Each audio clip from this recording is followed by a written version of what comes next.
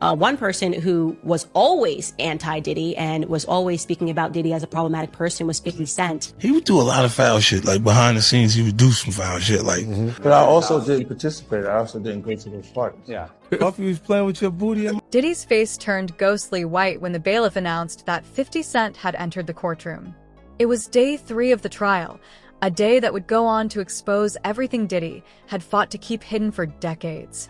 According to court insiders, this was the moment he truly lost control. The catalyst? News that 50 Cent had gone public with his support for Cassie. The outburst that followed was so intense that the judge actually threatened to remove Diddy from his own trial. By what I was offended by. This is what wow, they found Kendrick and Wifey. That's obviously doing chopping. They got the same outfit. Yeah, and it's wore true. it in public. Yeah, That's a nice shirt. That's a nice shirt. All right, so when he said the shopping line, in real life, what did you say? I said, let me get away from him. Because it was like, he was like, yo, you hot now. Now we got to hang out now. Like, like hang out. Yeah. He said, I don't know, maybe I'll take you shopping and I get you some flash and you can give me the hood shit. And I was looking and I was like, let me just move away from him because I'm going to mess up the wedding. I always say to myself, like, it was someone's wedding? It was Chris Lighty's wedding. It was in Miami. Nori's there. Nori knows this because I looked at him like, yo. Google his name, there's a rumor that pops up that he was Diddy's boy toy. Oh, shit. Right? Wait, so this is... So Charlemagne said... It's not true, but I told after he brought up this stuff with you, I said, you know what 50 gonna say when he meets you? Oh, no, I don't know that was going on. You know... I can't wait to run into him again. What you gonna say to him, Phil? Puffy was playing with your booty in Miami. You know what 50 gonna say to you when he sees you. What? I heard Diddy touch your butt. Yeah. Wait till I see him. Wait till I see him. I'm like, yo. The courtroom fell dead silent as Diddy's demeanor shifted in seconds. One moment, he was calm and confident, flashing that media-trained smirk. The next, his eyes widened, his jaw clenched, and all that practiced cool vanished. Insiders say Diddy had managed to maintain his composure throughout the first 2 days, smiling at cameras, whispering to his lawyers, playing the part of a man in control. But on day 3, everything changed. It started when a bailiff leaned over and whispered something in his ear. That's when Diddy suddenly jumped up, shouting at his legal team and pointing fingers in pure rage. The judge had to bang his gavel 3 times to restore order. Witnesses described the scene as surreal, Diddy pounding his fist on the defense table, eyes bulging, veins popping. 2 of his attorneys had to physically pull him back into his seat, whispering urgently in his ear. The entire courtroom was stunned. The prosecutor even paused mid-question, unable to ignore the chaos. Veteran court reporters who had followed Diddy's career couldn't believe what they were seeing. The man known for his unshakable composure was cracking publicly. So what could drive him to such a breakdown? The answer, 50 Cent. The bailiff had informed Diddy that 50 was trending for supporting Cassie, and not in a vague way. 50 had posted specific, detailed statements, suggesting he knew exactly what had happened. This wasn't just celebrity commentary. It was a strategic move by a longtime rival at the perfect moment. The judge wasn't having it. He warned Diddy directly, one more outburst, and he'd be removed. As Diddy slumped back into his chair, the transformation was clear, his confidence shattered, his cool gone. For the first time, he looked genuinely afraid of what was coming next. He did it. And I'm the only one who's been vocal about this long before it actually. But I also didn't participate. I also didn't go to those parties. Yeah. So a lot of the celebrity culture that you don't hear saying anything is because they participated. Was there a reason you never went to those parties back in the day? I'm just not with all that flicky shit. Like all of the stuff that he's doing, I'm not into that type of stuff. I'm just a little more, maybe you could say basic or normal. What's happening with Puffy? I know you're not really tapped in, but what The last thing I saw was like a guy there. He was like, yo, he like pushed me into the truck. It really hurt. And he sounded Like he started to launch me. I was like, yo, look, I could find other things to do for money. And it turns out that it's just been announced that he's created a docu-series on Netflix. I can't wait to see this. The other end of that, every person who has tried to speak out about this, who has tried to speak out about the industry, the type of people that are controlling the industry, the attacks that people face from the media if they try to speak out, is always the same. They're called crazy. And an example of one such individual who went through those sorts of attacks is the actor Orlando Brown. He was on Disney, and I remember everyone telling us that he was totally insane and deranged when he was saying a lot of things that at the time sounded crazy, particularly about Diddy. Take a listen. The requirement is you gotta say no to Diddy. If it's new booty in the building, you know he's gonna get it. Don't take your girlfriend to a Diddy party. You can take the, but he won't you. Diddy, to me, is the fall guy. We are still seeing a major effort to protect it. While Diddy was trying to hold it together inside the courtroom, 50 Cent was executing one of the most calculated social media takedowns in recent memory. This wasn't just a celebrity opinion, it was a precision strike. 50 Cent, known for expertly timed social media warfare, remember Ja Rule and Rick Ross, had been biding his time. He hadn't said a word during the trial's first 2 days. But on day 3, as certain witnesses were scheduled to testify, he launched. It began with a message of support for Cassie, then quickly escalated. By noon, he had posted 3 more times, with each message growing more pointed. The final post was a direct assault on Diddy's character. Some men abuse women because they hate them. Others do it because they think they own them, 50 wrote. It racked up over 2 million likes in just hours. Then came the real shocker. Unseen photos of 50 talking to a man resembling one of the scheduled witnesses. Speculation exploded. Was 50 feeding Cassie's team information? Was he in contact with witnesses? News outlets like TMZ and the Shade Room lit up with breaking reports. Even though jurors were instructed to avoid outside influence, courthouse sources saw people whispering and checking phones during breaks. What gave 50's words such weight wasn't just fame, it was credibility. He's been in the industry for decades, running in the same circles as Diddy. When he spoke, people listened. And he timed everything perfectly. His final post dropped just 30 minutes before the most damning witness testimony began. In it, he wrote, "I believe Cassie. Always have. The truth is finally coming out." For the public, it felt like validation of Cassie's claims from someone who would know. I look like I've been the crazy guy for a long time. They said you're a hater. They You're said a you're hater. crazy. You do this. Yeah, and now everybody's complaining. My ass is hurting. There's all this shit that's coming. 50, you can't make jokes about it. No. The internet might come for you, bro. All I'm saying It is, might come from you. You see it now. All of these complaints. People were damned. They were and pillaged. This was what was going on, right? And what do I get for the? I went through years of a hater. You're a hater. You want this and that. I'm just watching. Like I look at things and go, when you see the new lawsuit coming with Jay, the part with Jay, I go, oh shoot, like. Then I think about it, I go, that had to be there. So when I was saying that he was missing, he just wasn't actively being out there because they was dealing with that. Wait, do you think there's truth to the Jay thing? There's no way. Know, like that. Look, so like if you say, I have this thing where I'm conflicted when it takes you 20 years to remember something happened to you. Yeah. Okay.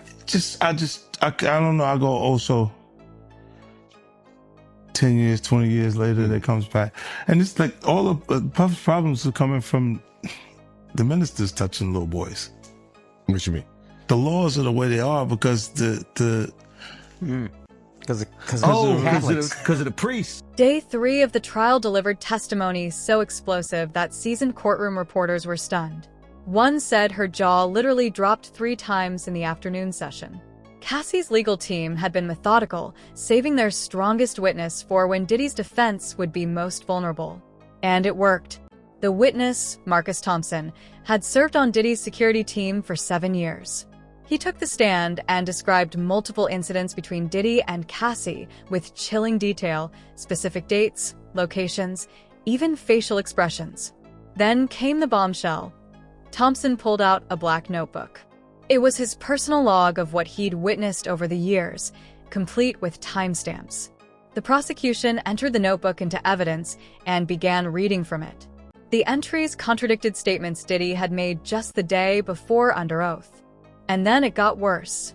Surveillance footage from Diddy's Miami home was suddenly introduced. Diddy's lead attorney objected furiously, claiming it hadn't been shared during discovery. The judge held a heated 15-minute sidebar, then overruled the objection. The footage played to the jury. While the public couldn't see what was on screen, the jurors' reactions said it all. One covered her mouth. 2 others scribbled notes intensely. And Thompson continued with his damning testimony.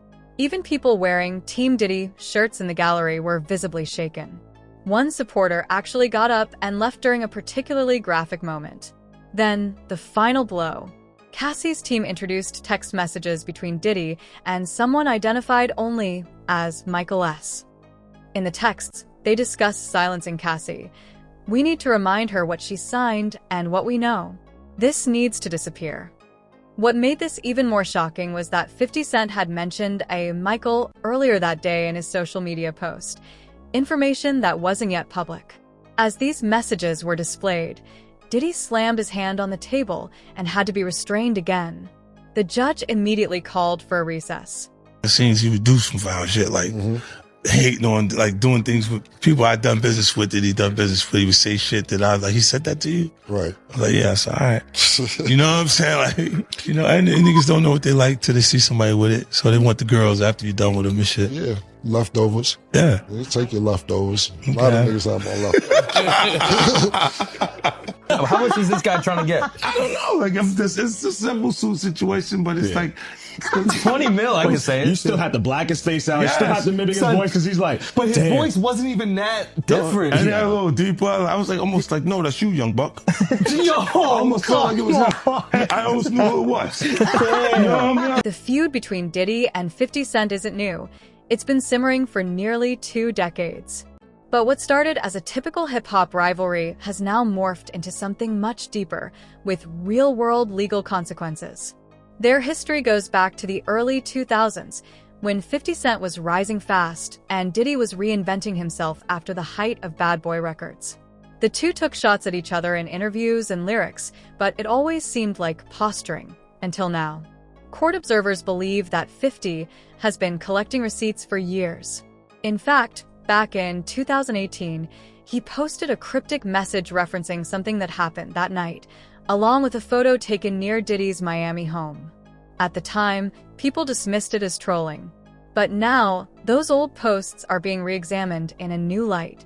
It's no coincidence, then, that G-Unit Film and Television, 50's production company, is reportedly developing a documentary about the case. Industry sources say financing is secured and interviews are being arranged. And it gets deeper. 3 former Bad Boy Records employees were seen having lunch with 50's team near the courthouse. Speculation is rampant that 50 is connecting with uncalled witnesses, gathering even more damaging information. Legal experts say 50's strategy is brilliant.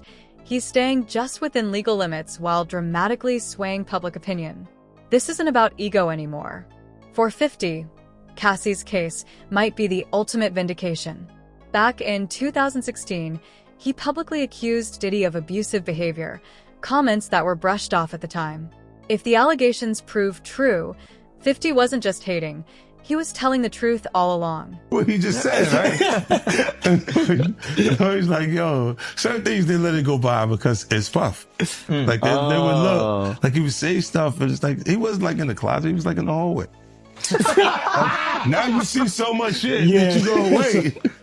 No, this was visible. He was in the hallway. We saw the video. Yeah, you see we saw that video. It comes out later. You're like, that's not the closet. That's the hallway. He didn't give a fuck. Like you could tell that he was already. Nah, New Yorkers know. Because when Fab, he was like, yo, Fab, we ain't party. Fab was like, nah, we partying tonight. He's like, no, like, but he didn't party. Yeah. And I'm like, yo, they let that one go. Like, I had to say something about it later. When day 3 finally ended, the scene outside the courtroom was one of chaos and panic. Diddy's legal team looked like they'd just survived a hurricane. Lead attorney James Crowley was pacing in the hallway, tie loosened, face flushed red, barking into his phone. Junior attorneys were scrambling through documents, highlighting frantically. Reporters overheard panic strategy discussions. This wasn't damage control. It was TRIA. Crowley was overheard saying, "We need to address this now before more damage is done." Analysts agreed. Diddy's strategy had imploded. The plan to paint him as calm and innocent crumbled the moment he lost control. Now they were dealing with contradictions in testimony and a client who just validated the abuse narrative through his own meltdown. At 5:30 p.m., Diddy's PR team released a statement calling the day's testimony fabricated and accusing 50 of exploiting the trial. It backfired instantly. Media analysts panned the release as rushed and tone-deaf. A source close to Diddy's team said they were now considering a complete overhaul of their approach, even floating the idea of a settlement. Things only got worse. 2 defense witnesses pulled out, not wanting to be associated with the case. That night, crisis management specialists from Beacon Strategy Group arrived at Diddy's law office, laptops and overnight bags in hand. Around midnight, Diddy's team filed 2 emergency motions, one to exclude 50 Cent's social media posts from the trial and another to place a gag order on him. Analysts called it a desperate move, likely to fail and only generate more headlines. Day 3 didn't just hurt Diddy's case, it may have ended it. It combined damning testimony, corroborating evidence, a viral media campaign by 50 Cent, and Diddy's courtroom meltdown into a perfect storm. Jurors who had looked disengaged earlier were suddenly taking notes, nodding, and reacting strongly. The judge's tone changed, too, warning Diddy that the court would not tolerate intimidation. Social media sentiment shifted massively in Cassie's favor, with pro-Cassie hashtags overtaking pro-Diddy ones by more than 7-1. As one legal commentator said, Day 3 wasn't just a turning point, it may have permanently changed Diddy's legacy.